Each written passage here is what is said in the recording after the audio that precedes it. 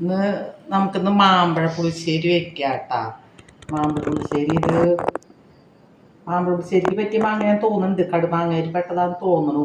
എന്നുവെച്ചാൽ ഇത് ദീപ്തിക്ക് ഓഫീസിൽ നിന്ന് കിട്ടിയതാ. അപ്പം നമുക്കിത് മാമ്പഴ പുളിശ്ശേരി വെക്കാം. അതിന് മാമ്പഴം 5 മാമ്പഴം ഉണ്ട്.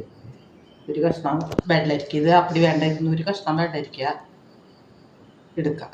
അതിനെ അത് നമുക്ക് പരിചയപ്പെടാം. ഇത് തൊലിയൊക്കെ പൊളിച്ച് ഇത് എടുക്കാം കേട്ടോ. മാമ്പഴം നമുക്കിത് ഇങ്ങനെ തൊലി പൊളിച്ച് എടുക്കണം. ഇത് ശരിക്കും കടുമാങ്ങയുടെ ഇതാണ് നമ്മൾ എടുക്കുക. ഇത് കടുമാങ്ങയുടെ പെട്ടെന്ന് തോന്നുന്നുണ്ട്. ഇങ്ങനെ 2 വശമൊന്ന് പൂളി ഇങ്ങനെ ഇടുക. എന്നിട്ടത്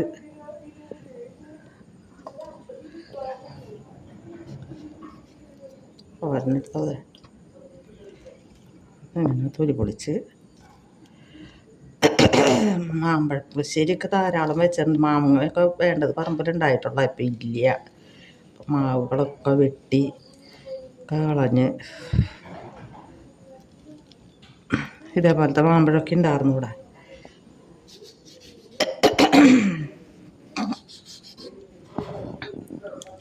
വെള്ളരിക്കയാണ് മുറിച്ചെടുത്തിട്ടുള്ളത്. അതിൻ്റെ തല കുറച്ച് മുറിച്ചെടുത്താൽ മതി. എന്ന് വെച്ചാൽ മാങ്ങ 5 എണ്ണമല്ലേ ഉള്ളൂ. അപ്പോൾ അത് കാരണം ശേഷം വെള്ളരിക്ക ഇടുന്നത് നല്ലതാണ്. ഇതിൻ്റെ ചാറ് ഗ്രേവി ഒക്കെ നല്ലൊരു ഇതായിട്ട് കിട്ടും. മാമ്പഴ പുളിശ്ശേരിക്ക് വെള്ളരിക്ക ഏറ്റവും പ്രധാനമാണ്. നമുക്ക്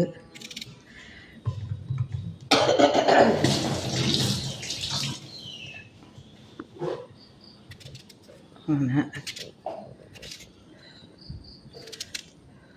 ഇതിൽ കൂടെ തന്നെ മാമ്പഴത്തിൻ്റെ കൂടെ തന്നെ ഇട്ട് വേവിക്കുക. പച്ചമുളക് കൂടി ഇതിൽ കൂടെ ഇടാം. എന്നിട്ട് ഇത്തിരി മുളക് പൊടി ഒക്കെ ഇട്ട് 3 പച്ചമുളക് എടുത്തു ഞാൻ പൊടിയൊക്കെ എടുത്തു. ഒരു സ്പൂണ് മുളക് പൊടി ഒരു കുറവെന്ന് തോന്നിയപ്പോൾ നമുക്ക് കടുക് പൊട്ടിക്കണതിൽ അല്പം ഇട്ട് മൂപ്പിക്കാം.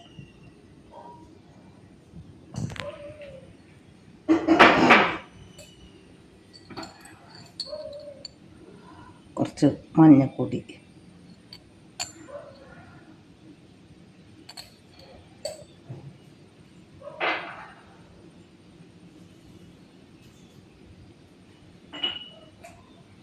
കുറച്ച് ഉപ്പ്,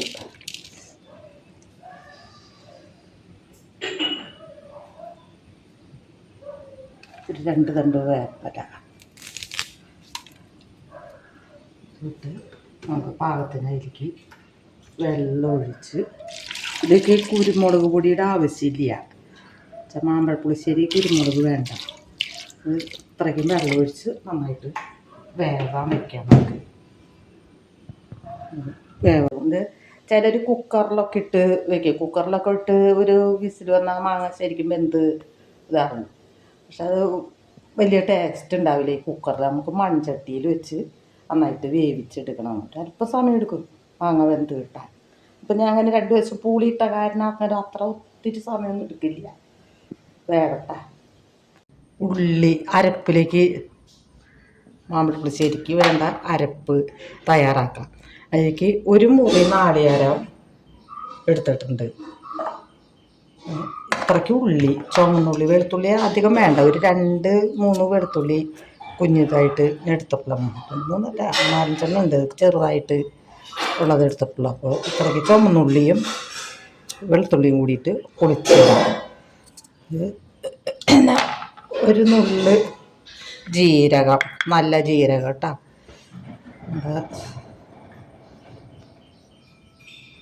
ഇത് ഇത്രയ്ക്ക് മതി. ഇത്രയ്ക്ക് നല്ല ജീരകം. ഇരുന്നുണ്ട് നല്ല ജീരകം എടുത്തു. ഇത്രയ്ക്ക് ഉള്ളി നമുക്ക് അരപ്പുള്ളത് അരപ്പ് തയ്യാറാക്കാം. നന്നായിട്ട് അരയ്ക്കണം. പൊളിച്ച് ഇരിക്കുക. മാങ്ങ വെന്തു. ഇതേപോലെ മാങ്ങ വെന്തു. പക്ഷെ ഇത് ഉണ്ടല്ലോ ഒരു ഇങ്ങനെ കട്ടി കൂടിയ മാങ്ങയാന്ന് തോന്നുന്നുണ്ട്. ഇത് ശരിക്ക് വെന്തു. നമ്മുടെ ഇതിലേക്ക് നമുക്കിനി അരപ്പ് ചേർക്കാം. അരപ്പ് ഇതാണ് നാളികേരവും ചുമന്നുള്ളിയും വെളുത്തുള്ളിയും ജീരകവും കൂടി അരച്ച അരപ്പാണ്. ഇതേപോലെ നന്നായിട്ട് അരച്ചെടുത്തു. ഇത് നമുക്ക് അരപ്പ് ഇതിലേക്ക് ചേർക്കാം. അരപ്പ് ചേർത്ത് ചാറിൻ്റെ അധികം വെള്ളം ചേർക്കണ്ട, എന്നുവെച്ചാൽ തൈര് ചേർക്കണമല്ലോ. അപ്പോൾ ഒരു അല്പം വെള്ളം ഇതാക്കി ചാറ് മാത്രം ഇതാക്കി വേണ്ടിയിട്ട് അല്പം വെള്ളം ഒഴിച്ച് ഇപ്പോൾ നമുക്ക് മഞ്ഞപ്പൊടിയൊക്കെ കുറവ് തോന്നുന്നുണ്ടെങ്കിൽ മഞ്ഞ തിരുമ്പ് അല്പം ചേർത്ത് കൊടുക്കാം. തൈര് ഒഴിച്ചു കൊടുക്കാം.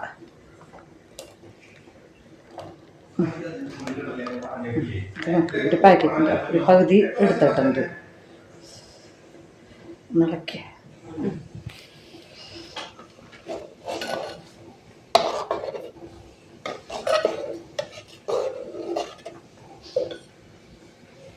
വളരെ കുറവാണ്. അപ്പോൾ നമ്മൾ അരപ്പും ഇതൊക്കെ ചേർത്ത് കഴിഞ്ഞപ്പോൾ ഒരു കുറച്ച് മഞ്ഞൾപ്പൊടി അത് മതി. ഉപ്പൊക്കെ ഇത് തിളച്ച് കഴിയുമ്പോൾ നമുക്ക് ഉപ്പും മധുരം ഇത്തിരി വേണം. അതിനൊരു കഷ്ണം വെല്ലം നോക്കിയിട്ട് കൊടുക്കാം. കുറവാണ്. അപ്പം അതുകൊണ്ട് ഒരു കഷ്ണം ശർക്കര ഇട്ട് കൊടുത്തു. പുളിശ്ശേരി മാമ്പഴ പുളിശ്ശേരി എന്ന് പറയുമ്പോൾ അല്പം മധുരം മുന്നിലേക്ക് നിൽക്കണമല്ലോ. ഒരു കുഞ്ഞു കഷ്ണം കൂടി ഇട്ട് കൊടുത്തു. എന്നുവെച്ചാൽ മധുരം കുറഞ്ഞ പിന്നെ 5 മാങ്ങയല്ലേ ഉണ്ടായുള്ളൂ. അത് ഒന്ന് ഇതാവട്ടെ, ശരി തിളച്ച് റെഡിയായി. അതിലേക്ക് ഒരു മേമ്പൊടി ആയിട്ട് നമുക്ക് ഒരല്പം ഉലുവപ്പൊടി ഇട്ട് കൊടുക്കാം.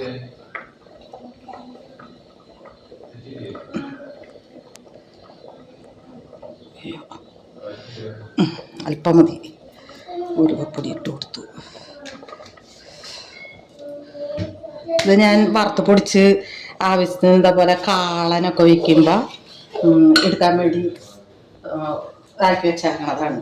അപ്പോൾ നമ്മുടെ ആവശ്യത്തിന് തിരിച്ചെടുക്കാം. ഇനി ഇത് നമുക്ക് ഇറക്കി വയ്ക്കാം. അതിലേക്ക് വറുത്തിടാൻ ഒരു മണി ഉലുവ എന്നുവെച്ചാൽ ഉലുവ പൊടി അല്പം ഇട്ടിട്ടുണ്ട്. അപ്പോൾ അതുകൊണ്ട് അത് മതി.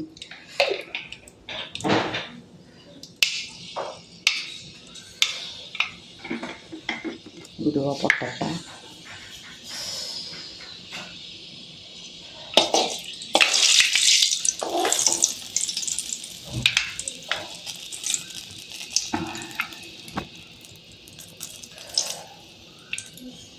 കടുക്,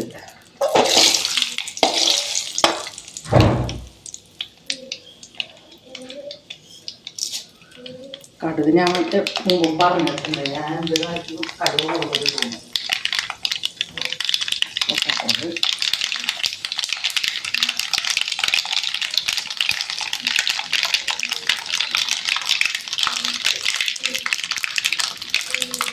എരിവ് കുറവല്ലേ തോന്നിയ കറക്കി.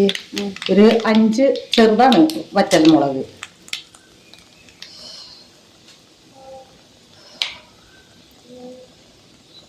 രണ്ട് 3 തണ്ട്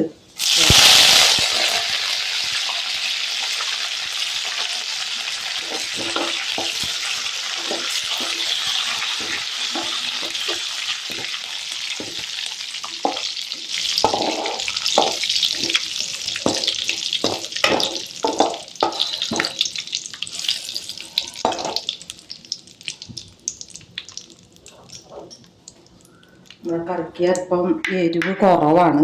തീ കുറച്ച് ഓഫാക്കിന് സ്റ്റവ്. എന്നിട്ട് അല്പം മുളക് പൊടി, അത് ഒരു ഭംഗിയും കിട്ടും. എരിവ് പോരെങ്കിൽ അല്പം എരിവും ആവും.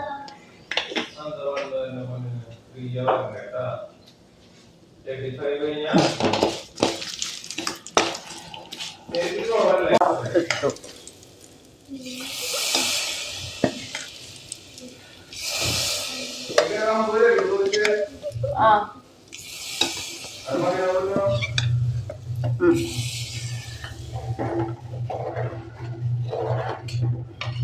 നമ്മുടെ കറി റെഡി മൂടി വയ്ക്കാവുന്ന. അപ്പം അങ്ങനെ നമ്മുടെ മാമ്പഴ പുളിശ്ശേരി റെഡിയായി. കുഞ്ഞ് കൽച്ചട്ടി അതിലാക്കി വെച്ചിട്ട് നല്ല ടേസ്റ്റാണ് മാമ്പഴ പുളിശ്ശേരി. നമ്മൾ വിഷുകാലങ്ങളിലൊക്കെ മാമ്പഴങ്ങളൊക്കെ ധാരാളം കിട്ടും. ഈ പറമ്പിൽ മാവുകളൊക്കെ പോയപ്പോൾ പിന്നെ മാമ്പഴം ഇതൊക്കെ കുറവായി. ഇപ്പോൾ ഒരു പ്രിയൂർ മാവ് ഉണ്ടായിരുന്നത് അത് വെട്ടിക്കളഞ്ഞു. അത് പിന്നെ മാമ്പഴ പുളിശ്ശേരിക്കൊന്നും പറ്റില്ല. മാമ്പഴ പുളിശ്ശേരിക്ക് ശരിക്കും കടുമാങ്ങയാണ് എടുക്കുക. അപ്പോൾ ഈ കൊച്ചു കൊച്ചു മാങ്ങകൾ നല്ല മധുരമൊക്കെ ഉണ്ടാവും. അല്പം മധുരം കുറഞ്ഞ മാങ്ങയാണ്. അപ്പോൾ ശർക്കര ഇട്ടു മധുരത്തിന്. നമ്മുടെ മാമ്പഴ പുളിശ്ശേരി റെഡിയായി. പറമ്പിൽ ഒരു 6-7 തരം മാങ്ങ ഉണ്ടായിരുന്ന പറമ്പാണ്. ഒക്കെ വെട്ടി കളഞ്ഞതാണ്. ഇപ്പം അടുത്ത് തന്നെയാണ് പ്രിയൂർ മാവ് വെട്ടിയത്. അപ്പം അങ്ങനെ എല്ലാം വെട്ടി കളഞ്ഞു. ഇപ്പോൾ വല്ലയിടന്നൊക്കെ കിട്ടിയിട്ട് വേണം മാമ്പഴ പുളിശ്ശേരി ഇപ്പോൾ വയ്ക്കണമെങ്കിൽ. മൂവാണ്ട മാവുണ്ട്. കൊല്ലം മാവ് പൂത്തിട്ട് അതൊക്കെ ഉരുകിപ്പോയി. ചൂട് ഭയങ്കര ചൂടായി കൊല്ലം.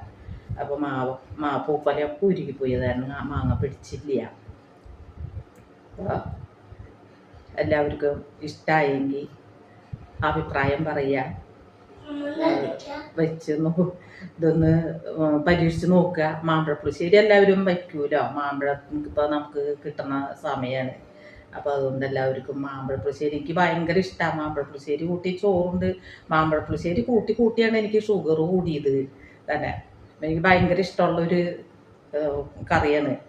മാമ്പഴം കിട്ടാൻ വല്ല താപ്പുണ്ടെങ്കിൽ എന്ന് പറഞ്ഞിരുന്നപ്പോഴാണ് വീട്ടിൽ മാങ്ങ കൊണ്ടുവന്നു ഓഫീസിൽ നിന്ന്. അപ്പോൾ എല്ലാവർക്കും ഇഷ്ടമായെങ്കിൽ അഭിപ്രായം പറയുക. ശരി.